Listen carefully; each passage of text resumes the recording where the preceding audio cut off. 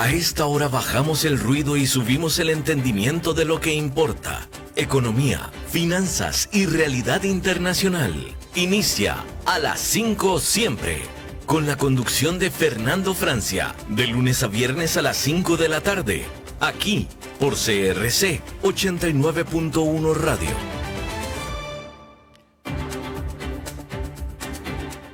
Hola, ¿qué tal? ¿Cómo están? Bienvenidos. Qué gusto que estén por ahí. Son las 5 en punto de la tarde, lunes 26 de enero del 2026. 26 del 1 del 26. Y eso quiere decir que usted va a estar al tanto de todo lo que importa en el mundo de la economía y las finanzas y también de la actualidad internacional. Transmitimos desde Costa Rica para todo el mundo por el 89.1 FM de cadena radial costarricense, con repetición a las 10 de la noche. Y también en streaming, nos puedes ver en Facebook Live y en YouTube. La producción, como siempre, a cargo de Mauricio Sandoval y, bueno, desde Colombia, como ustedes ya saben. Y en controles tenemos aquí el trabajo técnico de Kenneth Apuy, que está haciendo posible que ustedes estén escuchando este programa en cualquiera de sus plataformas, repetido, al aire, en vivo o como quiera que ustedes lo estén escuchando. Es lunes y tenemos mucha información, hemos preparado mucho material para ustedes y en la segunda parte del programa vamos a conversar sobre el tema del oro y el alza de el precio del oro a montos ya récord de, bueno, creo que ya superó los $5.100 la onza. Y vamos a conversar con el especialista en análisis de mercados, Antonio Di Giacomo, amigo del programa, ya ustedes lo conocen.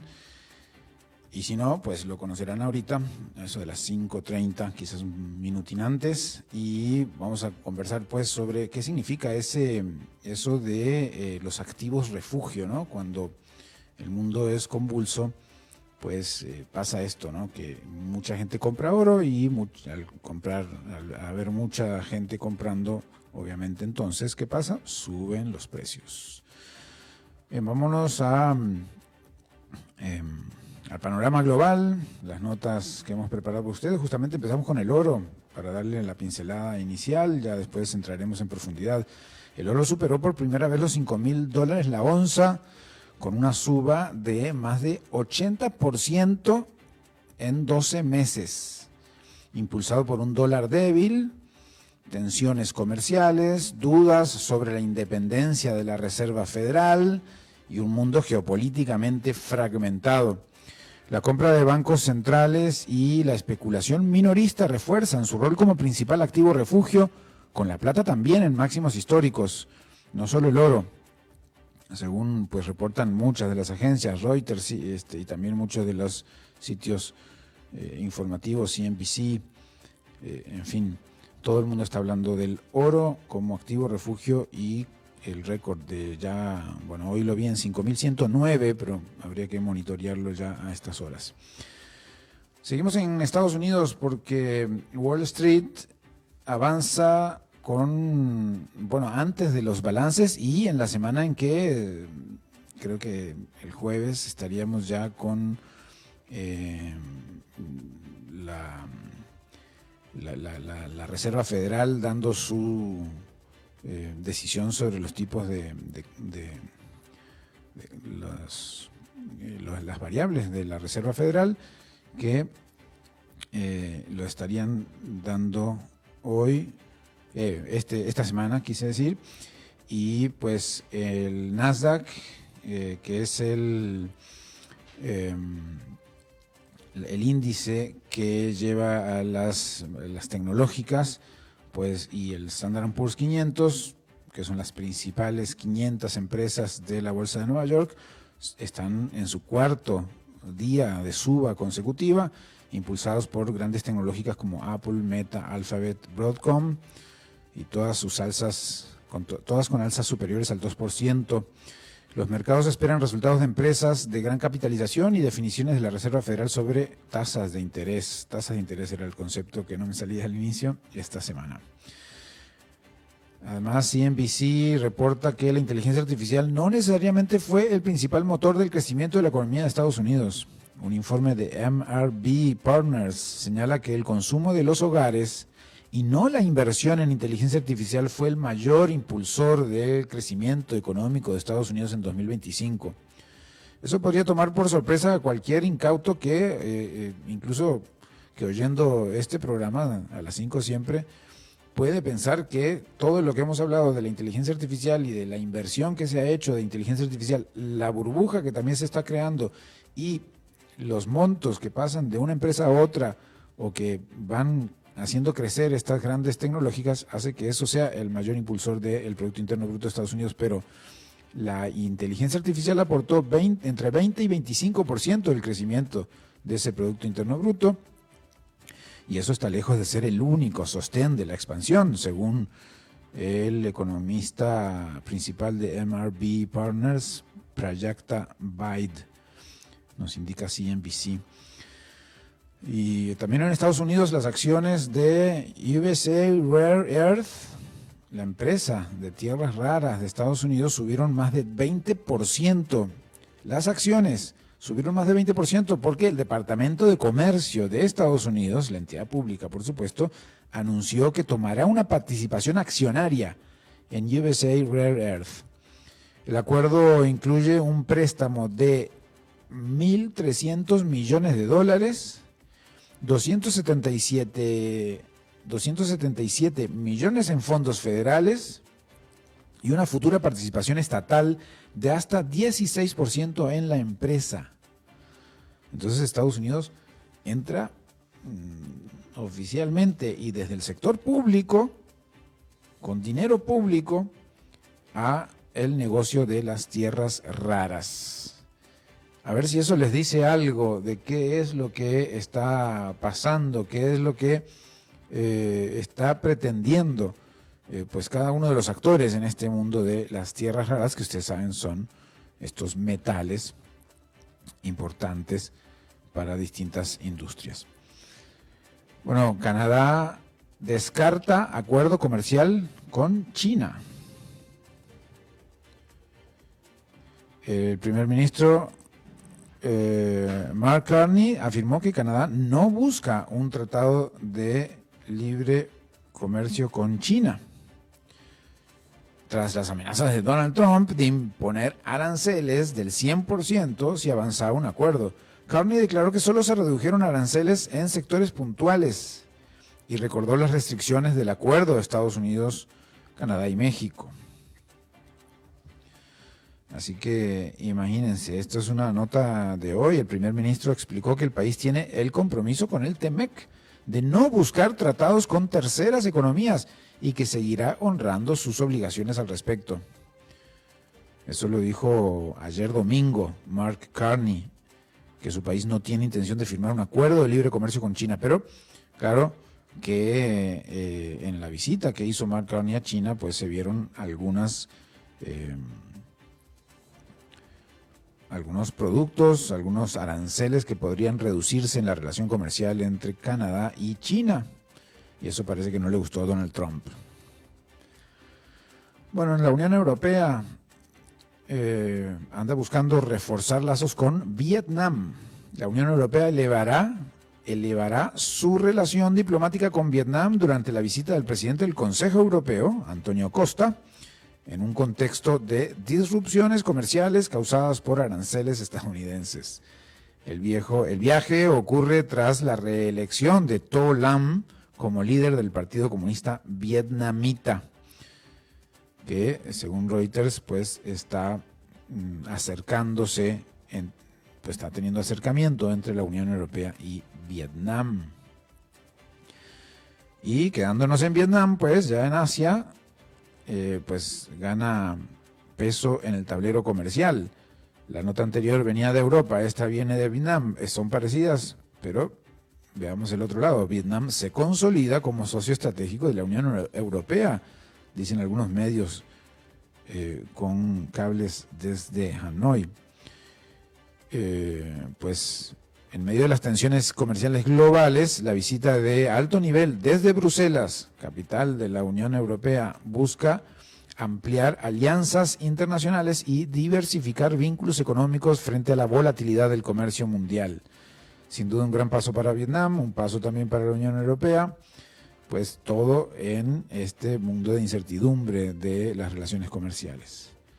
Vamos a África porque Tanzania espera firmar antes de junio un acuerdo para construir una planta de gas natural licuado valorada en $42.000 millones, con inicio de producción previsto en 8 años. Imagínense esa inversión para empezar a producir en 8 años. El proyecto es operado por Equinor y Shell, junto a ExxonMobil y la petrolera estatal de Tanzania, TPDC. Ahí se mueve una noticia muy, muy a largo plazo, pero pues avanza el megaproyecto de gas natural Tanzania. Por otro lado, en Sudán, pese a los precios récord del oro, la industria aurífera de Sudán sufre por el conflicto armado que hay en ese país africano, el colapso logístico y también el contrabando. La minería artesanal cayó fuertemente, refinerías redujeron operaciones y el comercio se contrajo, afectando una de las principales fuentes de divisas del país. Así que la guerra golpea al oro en Sudán, justo en el momento en que está en su más alto precio. Y en Costa de Marfil, miles de pequeños agricultores de cacao enfrentan dificultades para vender su producción por la caída de precios y problemas de liquidez de los compradores. Imagínense ustedes, los agricultores tienen problema porque tienen dificultad de vender su producción. Más del 54% de esos agricultores vive con menos de $1,36 diarios. En Costa de Marfil, $1,36 diarios es el ingreso de algunos de esos productores, la mitad de los productores de cacao, según el Banco Mundial, pese a que el gobierno elevó el precio pagado a los productores recientemente, indica AFP para todos los medios desde Costa de Marfil. Y en América Latina, Brasil cuestiona arancel de Estados Unidos al café instantáneo. El sector brasileño de café instantáneo busca explicaciones por el arancel del 50% que mantiene Estados Unidos, mientras otros tipos de café quedaron exentos. Brasil exportó café por $15.600 millones en 2025. Imagínense el gigante sudamericano Brasil. Brasil exportó café por $15.600 millones en 2025, aunque el volumen cayó cerca del 21% por las trabas comerciales. Así que imagínense, exportaba más. Pero en este informe de Reuters nos dicen que pues Brasil cuestiona arancel de Estados Unidos al café instantáneo. Y por otro lado, en México, el empleo cerró 2025 con baja desocupación, pero con un fuerte aumento de trabajo por cuenta propia. El autoempleo creció en 558,000 personas, mientras que la manufactura perdió dinamismo, reflejando un mercado laboral más precario, según el Instituto Nacional de Estadísticas y Geografía de México. Y esto, pues obviamente marca un poco el tipo de empleo que hay en México y que se está fomentando o que está generándose en México, bajando el sector de manufactura, porque el autoempleo crece mucho más que el sector de manufactura, que perdió dinamismo, indican las fuentes del Instituto Nacional de Estadísticas y Geografía. Y mientras en Colombia, una fintech colombiana levanta capital por 1,5 millones de dólares. La startup colombiana Cash, que se escribe con Q, Cash, que permite a usuarios invertir y operar cuentas en dólares desde el celular, cerró una ronda de inversión por $1,5 millones de dólares. La financiación fue liderada por Chuck Ventures en Estados Unidos y Antler VC de Singapur, nos indica las agencias de prensa desde Bogotá. La fintech Cash fue fundada por venezolanos en Colombia. Bueno, y mientras tanto, les decía que más adelante vamos a hablar del oro, pero pues resulta que las acciones, oigan este dato a partir del dato del oro, pero no es sobre el oro, que vamos a hablar más adelante. Las acciones de compañías mineras subieron con el oro. Las acciones subieron junto con el oro, alcanzando el oro las $5,100 la onza, que representa un alza del 64% en 2025, pero en los últimos 12 meses de 80%. Es el mayor incremento anual desde 1979 del metal. La demanda responde a tensiones geopolíticas, compras de bancos estatales, búsqueda de cobertura ante la volatilidad global, nos indica Reuters, pero sobre todo que además arrastra a una suba, a un rally de las acciones de las compañías mineras que se aprovechan este momento en donde el oro alcanza este récord. Y justamente alrededor de este tema, la minera china Zijin anunció la compra de la canadiense Allied Gold por unos $4,000 millones. Entonces una minera china compra a una minera canadiense. Esta compra con el objetivo de reforzar su cartera, la cartera de Zijin, la empresa china, refuerza su cartera de activos en África.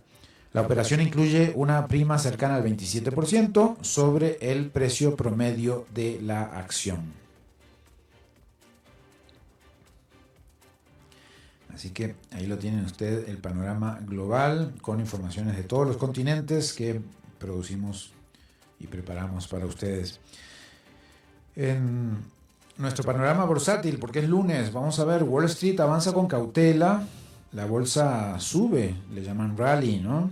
Cuando hay varios días seguidos, corto por ahora, pero sube más por expectativas que por certezas, ¿verdad? Ya al cierre de hoy quedaron todas los índices en verde. El Standard & Poor's 0,50, el Nasdaq 0,42%, el Dow Jones 0,64%, y pues eso muestra un alza de cuarto día consecutivo. El motor principal volvió a ser un puñado de grandes tecnológicas, como le dije recién. Apple, Meta, Alphabet y Broadcom subieron más de 2% cada una, mientras que Microsoft avanzó 1,4%. Estas compañías concentran ahora la atención del mercado, ya que los próximos días presentarán resultados trimestrales junto con Tesla. El rally reciente, impulsado por el entusiasmo alrededor de la inteligencia artificial, enfrenta así una prueba clave. Los inversores buscan señales de retornos medibles tras el fuerte gasto en inteligencia artificial en un contexto de evaluaciones exigentes. El propio texto advierte que incluso un tropiezo moderado en las guías podría forzar una revisión de All Trade. El tono general es de optimismo prudente. De las 64 empresas del Standard & Poor's 500 que ya reportaron resultados, casi el 80% superó las expectativas, lo que refuerza la idea de una expansión de beneficios corporativos y de la economía, aunque sin euforia desbordada. Mientras tanto, la Reserva Federal vuelve al centro de la escena. El mercado descuenta con una probabilidad superior al 97% que mantendrá las tasas sin cambios esta semana, aunque Trump impulsa hacia la baja. Pero los inversores estarán atentos a cualquier pista sobre el rumbo futuro. Esta decisión, sin embargo, podría quedar eclipsada por el ruido político ante las dudas sobre la independencia del Banco Central estadounidense, la Reserva Federal, tras una investigación del Departamento de Justicia a su presidente y declaraciones del propio Donald Trump sobre un posible reemplazo, como hemos estado informando, esta pugna entre el gobierno central y la Reserva Federal. Fuera del núcleo tecnológico, el fuerte salto del oro impulsó a las mineras, como decía recién, y mientras Intel se desplomó más del 5% tras un severo recorte de expectativas, pues también destacaron CoreWeave, que subió cerca del 9% con una inversión de Nvidia, y también lo que mencionaba hace un rato, USA Rare Earth, las tierras raras estadounidenses, pero pues esta empresa saltó 16% ante versiones de un ingreso del gobierno de Estados Unidos de los fondos públicos de Estados Unidos a esa empresa sobre tierras raras. Bueno, les decía la semana pasada que el crédito privado muestra una especie de alerta silenciosa, porque más allá de las subas en bolsa, volvió a aparecer una preocupación que no está en los precios necesariamente, pero que está ahí en el sector de Wall Street, es el crédito privado. Allí crece el ruido sobre este mercado paralelo al sistema bancario tradicional. Así que pues está también haciendo un poco de ruido en los resultados de Wall Street. Por otro lado, Japón entra también en la ecuación con los bonos. La baja en los rendimientos de los bonos estadounidenses no se explica solo por la Reserva Federal. Se suma aquí un dato clave, las turbulencias en el mercado de bonos japonés, donde algunas tasas saltaron casi 30 puntos básicos. Ese ruido externo ayudó a que los inversores buscaran refugios en treasuries, mostrando que la volatilidad ya no es solo doméstica, sino que está expandiéndose en todo el mundo. Pero por otro lado, en el rubro de energía, el petróleo y el gas no suben necesariamente por demanda, sino por tensión geopolítica. Estados Unidos envió buques hacia Irán, impuso nuevas sanciones a barcos petroleros iraníes y aparecieron problemas productivos en Kazajistán. Esto tiene como resultado que el crudo subió más de 3% y el gas natural acumula más de 70%, empujado además por el frío extremo y el riesgo de congelamiento de pozos.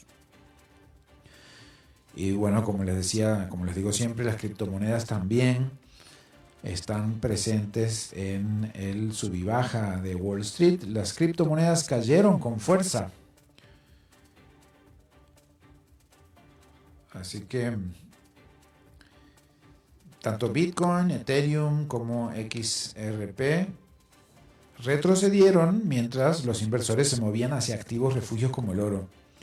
En medio de las tensiones entre Estados Unidos y la OTAN, Estados Unidos y Europa, Estados Unidos y China, Estados Unidos y todo el mundo, este es un movimiento quizás obvio, ¿no? Cuando el ruido sube, pues las inversiones se van del sector cripto a buscar una cobertura más segura.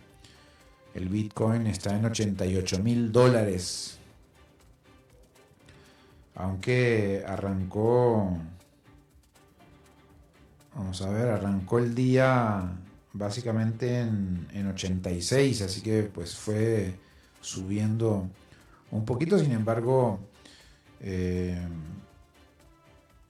había estado a inicios de la semana en 92. Entonces, bueno, sí está a la baja el Bitcoin. Acá hay un dato interesante que nos señalan algunas agencias especializadas, que el Russell 2000, que es el índice de empresas pequeñas, cayó casi 2% y venía liderando el año, pero ahora muestra una cierta fragilidad. Es una señal de que el apetito por riesgo no es del todo uniforme. y que las compañías más chicas empiezan a sufrir pues antes que otras. Así que puede verse cómo son estos indicadores que también nos van hablando no solamente de sus propios movimientos, sino que también qué es lo que hace que se muevan estos indicadores. Por ejemplo, hoy el Russell 2000 bajó un 0,36% respecto al cierre anterior. Así que, pues solo ayer ya se estaba hablando de un rally sostenible o efecto enero de ese Russell 2000 y pues ahora ya lo vemos un poco la baja. Pero ayer mismo nos decían que los inversores han estado apostando por las acciones de pequeña capitalización mientras se toma un respiro frente a los nombres más grandes. Y hoy ya lo vemos a la baja. Así es la incertidumbre. Bien. Por ahí se están dando los resultados trimestrales que suelen salir a finales de enero. Los analistas afinan su estrategia de inversión para sus clientes y hubo mejoras de recomendación en Meta, en Netflix, Cisco, AppLovin, pero también recortes en Amazon y también en Royal Gold, a pesar del récord del oro incluso. Además aparecen nuevas apuestas en consumo y finanzas como Dutch Bros y Evercore. Pues hay menos entusiasmo en el sector más general y la selección es más cuidadosa para la inversión. Así que los mercados están subiendo, pero no necesariamente en tranquilidad. Debajo de este pequeño rally de 4 días aparecen alertas: el crédito privado, los bonos globales, la energía geopolítica, la salida de cripto y dudas en las empresas chicas. Pues no da para pánico, pero tampoco da para euforia como algunos medios lo están colocando. Bien, con eso vemos, ahí tenemos el material del panorama bursátil, cómo Wall Street se ha comportado o empieza esta semana en números verdes. Ya veremos mañana a cómo nos toca, como dicen los mexicanos. Vamos a hacer una pausa, enseguida volvemos con la entrevista de esta tarde. Cuando el reloj marca el cierre de la tarde, aquí abrimos el sentido. Economía, finanzas y realidad internacional. El programa creado por Alberto Padilla en Costa Rica. A las 5 siempre. Te esperamos de lunes a viernes a las 5 de la tarde con la conducción de Fernando Francia. Aquí, por CRC 89.1 Radio. Agua es vida, salud y bienestar. Por eso, vos y los tuyos necesitan agua purificada, ozonizada y embotellada San Ángel. Hace que tu vida sea más larga y saludable con agua San Ángel. Disfrútala naturalmente y viví una experiencia con agua purificada San Ángel. Pureza que se siente. Búscanos en Facebook como Agua San Ángel. Regresamos a las 5 siempre con Fernando Francia. Muchas gracias por continuar en sintonía, por continuar conectados. Y como les decía al inicio, el oro ha superado por primera vez en la historia la barrera simbólica, bueno, no simbólica, concreta, de los $5,000 por onza, llegando, por ahí vi algunos números de $5,109 por onza, impulsados por una combinación de tensiones geopolíticas, incertidumbre sobre la política monetaria estadounidense y una creciente búsqueda de refugio por parte de los inversionistas globales. Las recientes maniobras de Donald Trump, sus presiones sobre la Reserva Federal y los rumores sobre intervención en el mercado cambiario han intensificado el apetito por activos seguros, tanto de bancos centrales como de pues inversionistas, ¿verdad? Para explicarnos un poco, para comentar un poco sobre esto, darnos algunas perspectivas, nos acompaña Antonio Di Giacomo, jefe de análisis de mercados para América Latina en xs.com. Es contador egresado de la CFA Bessiers en París y posee un diplomado en contabilidad y finanzas del ITAM en México. Bueno, tiene varios años, un par de décadas de experiencia en mercados de capitales y se especializa en análisis técnico de instrumentos clave como el oro y el petróleo. Antonio, muchas gracias por tu sintonía, por el rato que nos dedicas hoy. Hola, buenas tardes, muchísimas gracias por invitarme, te lo agradezco mucho. El agradecimiento es nuestro, Antonio, porque nos vas a ayudar a entender, si bien muchas veces volvemos a este tema, porque pues ya por ahí de octubre habíamos visto un pico, un récord en la cotización del oro y como que suele ser periódico que los inversionistas vuelven a los activos refugio. Hablemos primero del oro como activo refugio. ¿Qué significa eso para la audiencia?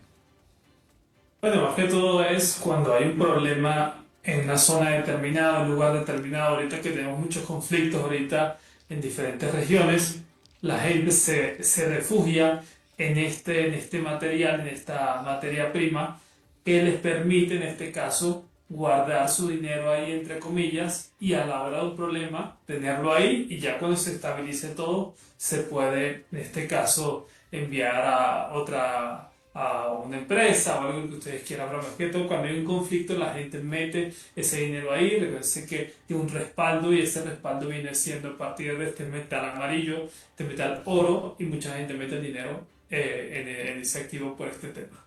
Que es como lo seguro, ¿no? Es decir, ahí no va a perder valor. Eso es lo que se dice, pero al final hemos visto casos con el oro que han tenido excelentes crecimientos. Al final nunca podemos saber qué puede pasar con el mercado, cómo va a reaccionar el mercado en un momento determinado. Hemos visto que, por ejemplo, antes de la pandemia, el oro se mantuvo muy estable durante muchísimo tiempo. Después de haber alcanzado un máximo histórico, tuvo una corrección muy fuerte y se mantuvo durante mucho tiempo antes de la pandemia en la zona de los 100, en los $1,100 relativamente, y después de la pandemia fue que empezamos a ver un movimiento bastante positivo. Mucha gente pensaba que el oro podía seguir subiendo, después se estancó. Claro, después a partir de la pandemia tuvimos ese crecimiento importante, pero es verdad, es un activo seguro, no nada más está el oro, hay otros activos como la plata, como el franco suizo, como el yen japonés, también se denominan como activos refugios, economías bastante también importantes, en este caso el oro y la plata, más que todas estas materias primas,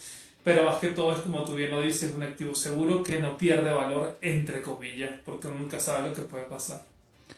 Ahora, cuando se dan estas alzas, van a ser alzas indefinidas, porque hablabas recién de $1,000 por ahí de 2020, previo a la pandemia, y ahora 5,000. Digo, es algo que va siempre para arriba, sube y baja, pero al final la tendencia es creciendo.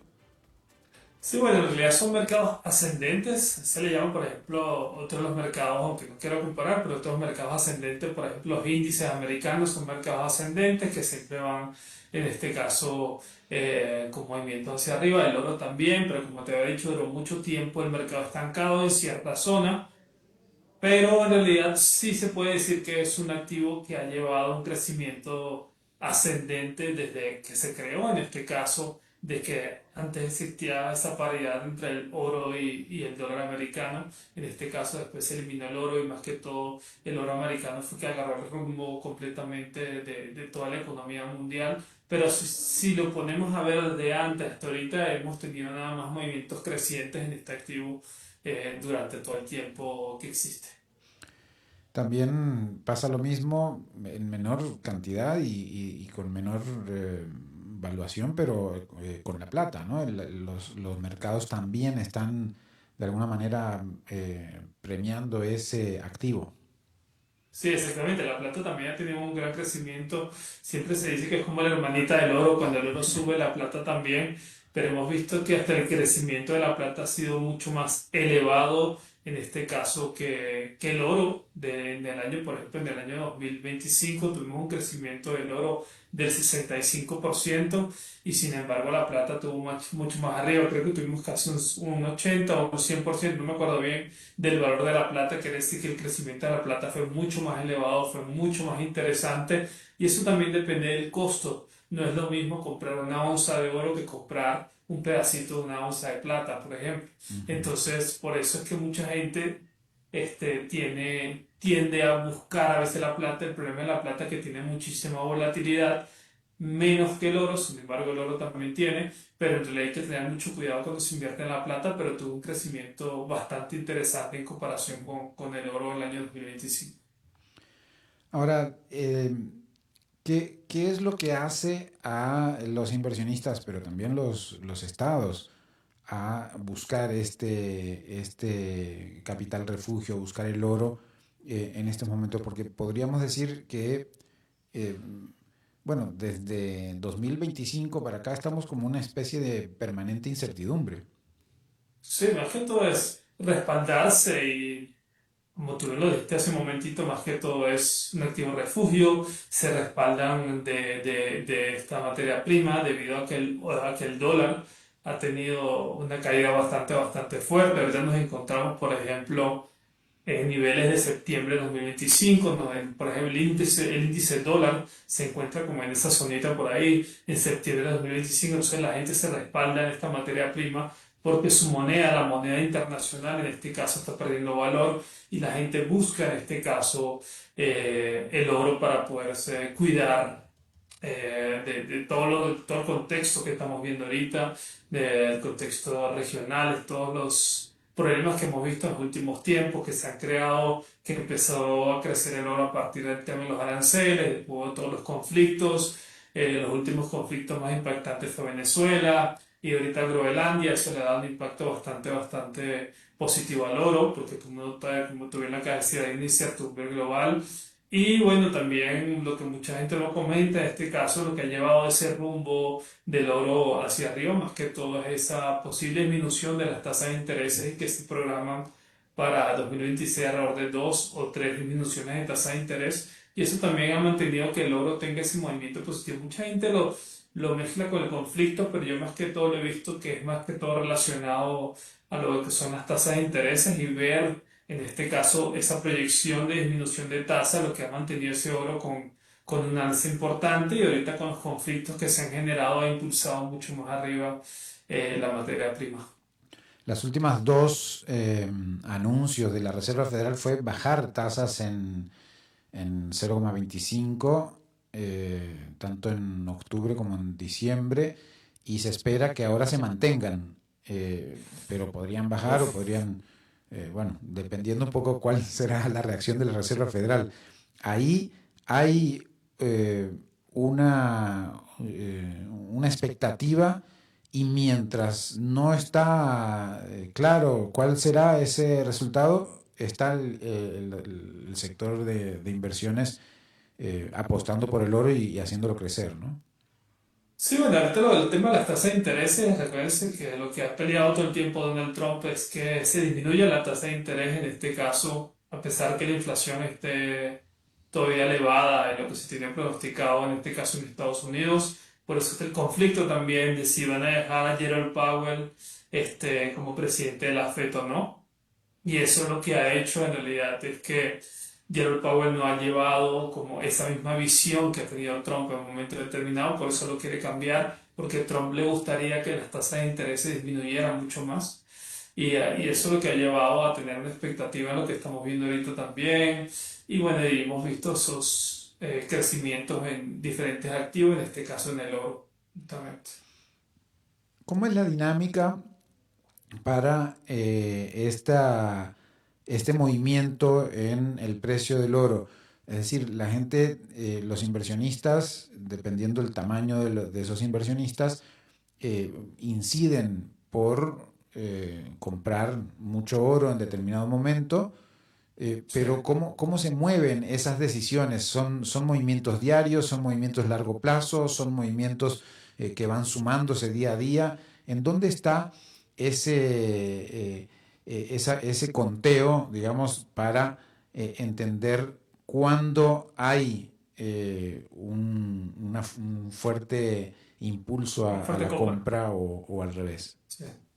Sí, bueno, en realidad, más que todo eso recuerdo que está publicado completamente cada vez que, por ejemplo, el año pasado, que uno de los grandes compradores de oro, en este caso fue China, India, Polonia y Brasil, que compraron excesivamente oro y todo eso se publica. En este caso, ellos compraron oro para mantener sus reservas y crecerlas por la incertidumbre que hay, pero no nada más eso, también los fondos cotizados, respaldados en el oro registraron entradas superiores a 20.000 millones de dólares, en este caso, casi en el último trimestre de 2025, y es posible que siga ese flujo completamente de personas, de estas grandes instituciones, en este caso los países o las instituciones comprando oro, pero todo eso en realidad se publica, pero es un poquito complicado porque esas publicaciones no se hacen rápidamente.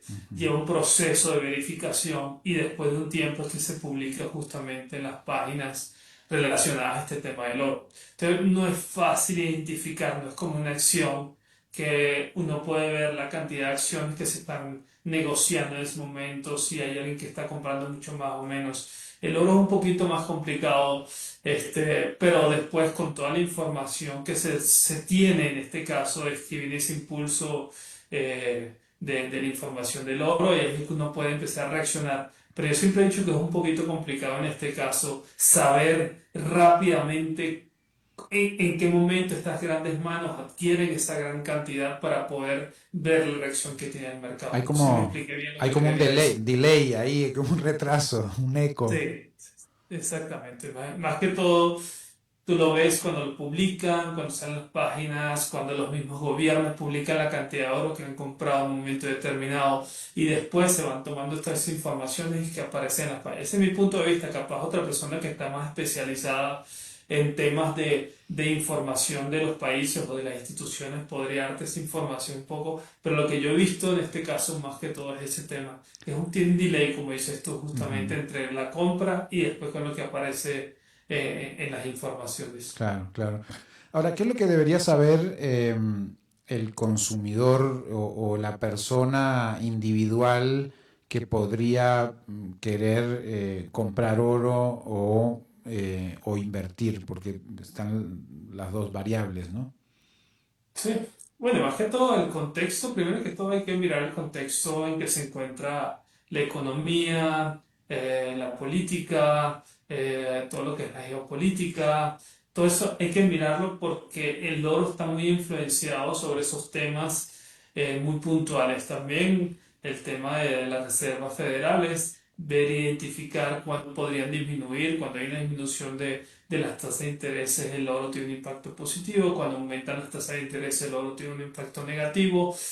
Más que todo eso, pero hay que tomar en cuenta también la volatilidad. El oro son activos, son materias primas en realidad que tienen muchísima volatilidad. Y creo que la otra vez lo comentamos los dos.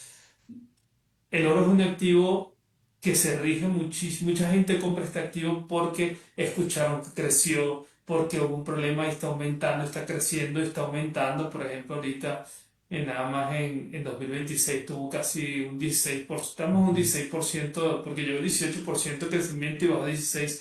En realidad, hay que tomar en cuenta también la volatilidad que podrá tener el activo en un momento determinado. Yo, en realidad, la gente que me dice quiero comprar oro, le digo cómpralo si quieres, pero ten cuidado, porque el oro tiene muchísima volatilidad, tiene un efecto muy importante respecto a todas las noticias externas, en este caso, ellas sean como las casi políticas o políticas, pero más que todo hay que tomar eso, el contexto externo, lo que se llaman factores fundamentales o análisis fundamental, porque eso en realidad influencia muchísimo el precio en un momento determinado. Y a nivel de inversión, me imagino que es más rentable si lo quieres hacer a largo plazo, ¿no? Si invertís, si te olvidas de eso por un buen tiempo, en algún momento, dentro de unos años, te despertás y hay un crecimiento importante, pero quizás no para mañana, pasado o el mes siguiente, ¿no?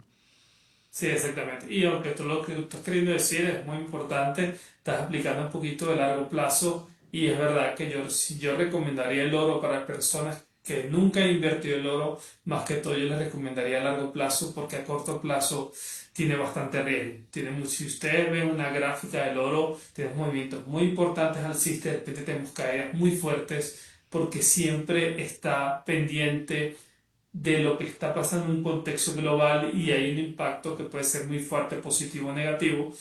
Y a largo plazo, como le dijimos al principio, pueden ser activos ascendentes, pero a momento determinado con esas caídas, y si no sabemos controlar el riesgo, si no sabemos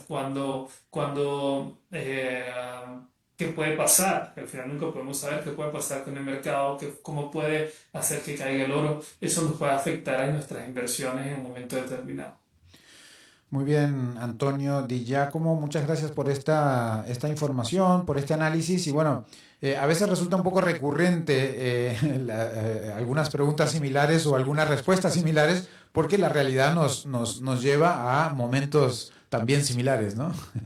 Sí, siempre es así en realidad. Y si te pones a ver, cuando nos vimos la última vez, cuando tuvimos la entrevista, el contexto era lo que eran los aranceles, contexto global que está afectando a todo el mundo. Y ahorita también es un contexto global de empezar otra vez con los aranceles, con el tema entre Canadá y China, que ya Trump no está muy de acuerdo. Después creo que estábamos en ese momento estábamos en el conflicto también en Medio Oriente, el conflicto de Venezuela y conflicto de Groenlandia también. Primero Venezuela el 3 de enero, ahorita Groenlandia, a ver qué puede pasar. Como que son muy similares y al final eso es lo que hay que tomar en cuenta ya. Entonces yo entiendo claramente.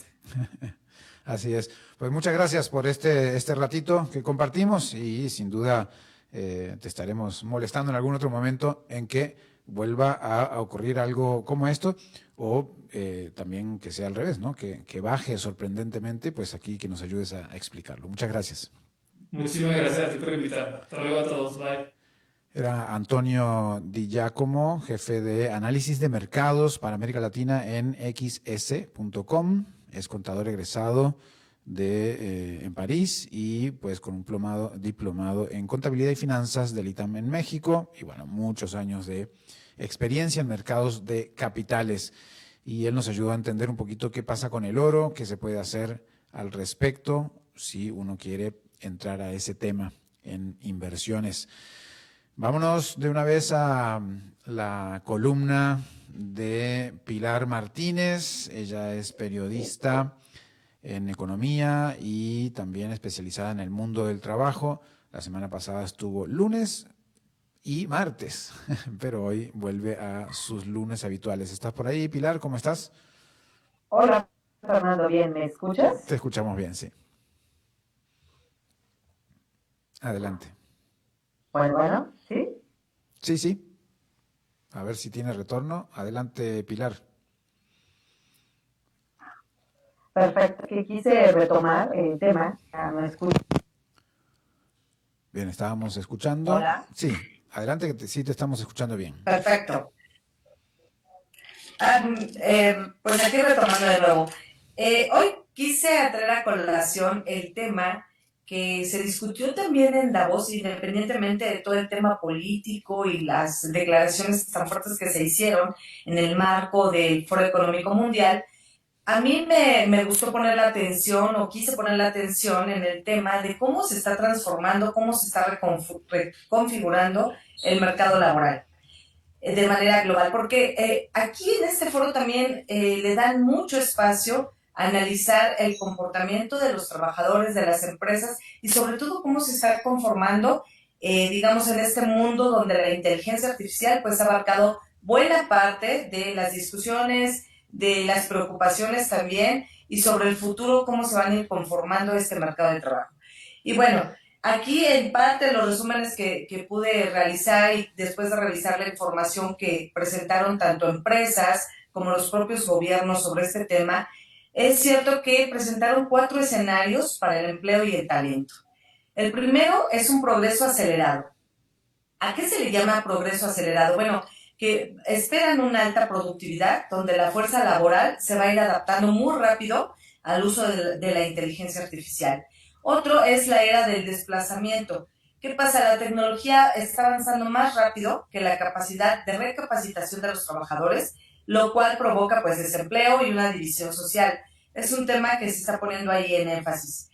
También un tercer punto, la economía de copilotos. La inteligencia artificial potencia gradualmente las capacidades humanas y es ahí donde tenemos que poner también atención. Pero también se ve un progreso estancado porque hay una baja preparación de los trabajadores y una lentitud de las empresas, pues iniciar con estos programas de capacitación o recapacitación de sus propios trabajadores. Ahí se presentaron diversos informes, diversos detalles, pero hay algo bien interesante donde se habla de las habilidades humanas, que es algo que no se va a poder cambiar y que eso va a tener mucho más valor en el futuro. ¿Cuáles son estas? Pues la creatividad, la innovación, la adaptabilidad incluso a los nuevos procesos. Pero esto también está llevando a que haya una brecha salarial importante en los puestos que están relacionados ya con la inteligencia artificial. Y bueno, pues se ha visto desde el 2019 que los salarios se han empezado a incrementar hasta un 27% en los casos en donde ya la gente, el talento está preparado con estas habilidades. Y pues bueno, esto lo está reconociendo el mercado, pero también es muy difícil encontrar a la gente que tiene estas habilidades, lo que le llaman, ¿no?, la escasez de talento, porque no hay un suficiente personal capacitado. Ahí me voy a pasar a la parte de las iniciativas que se lanzaron en Davos este año justo con este tema. Son 4 las que dejaron puestas pues para que los gobiernos las vayan adaptando, las empresas las vayan adaptando y se vaya transformando, digamos, este nuevo mundo de trabajo.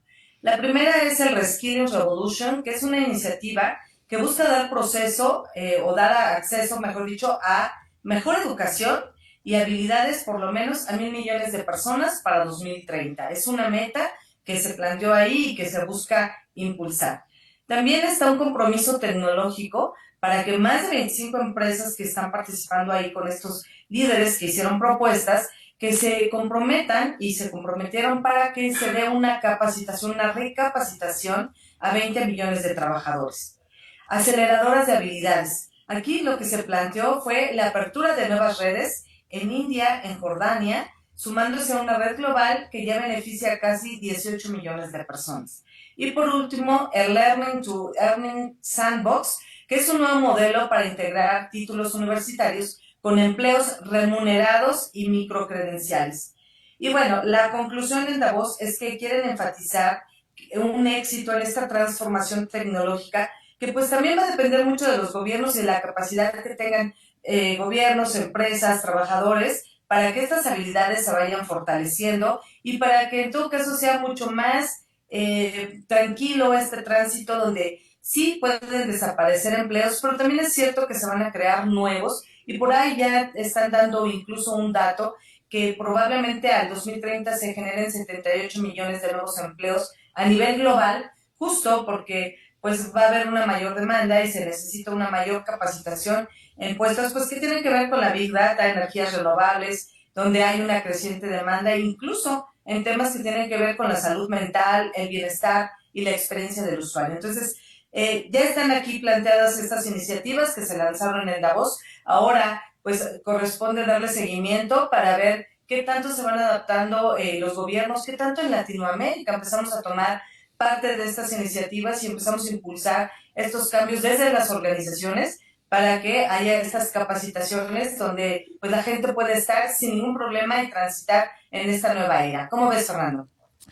Impresionante este giro que le das, ¿no?, al Foro Económico Mundial y a la conversación sobre inteligencia artificial, porque, pues claro, se habla de todos los avances, pero luego cómo se plasman esos avances en el día a día de las personas, es decir, en cómo te cambia a vos el trabajo, cómo me cambia a mí, cómo le cambia a mucha gente el trabajo, tanto así que algunos quedan fuera u otros se logran adaptar, ¿no?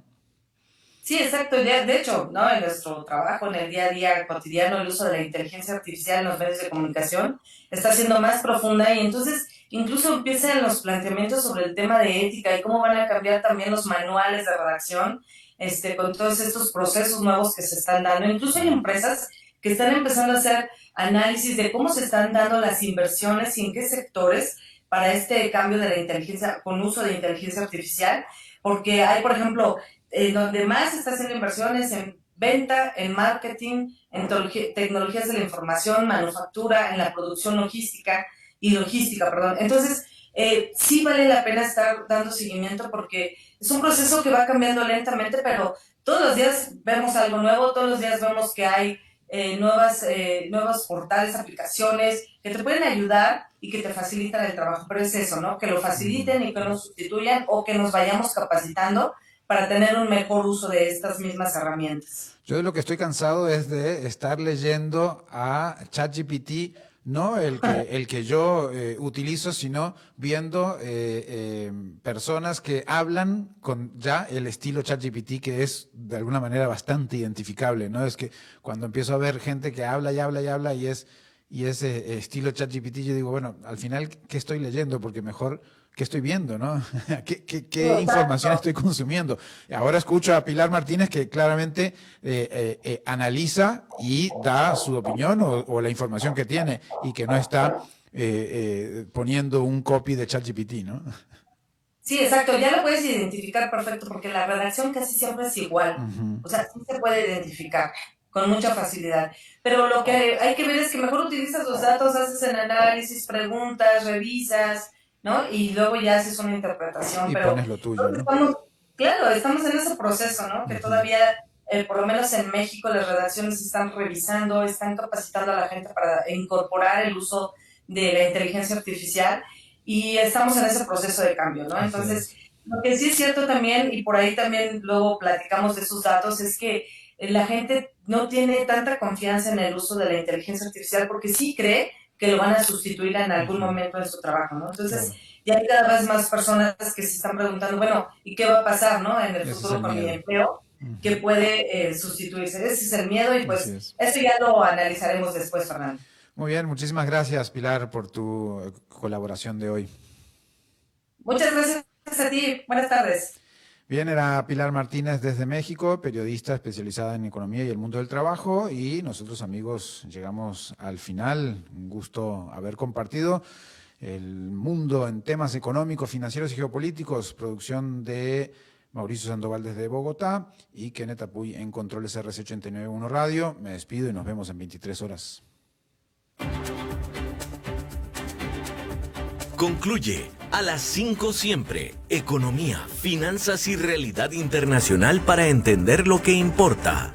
De lunes a viernes a las 5 de la tarde, con la conducción de Fernando Francia. Aquí por CRC 89.1 Radio.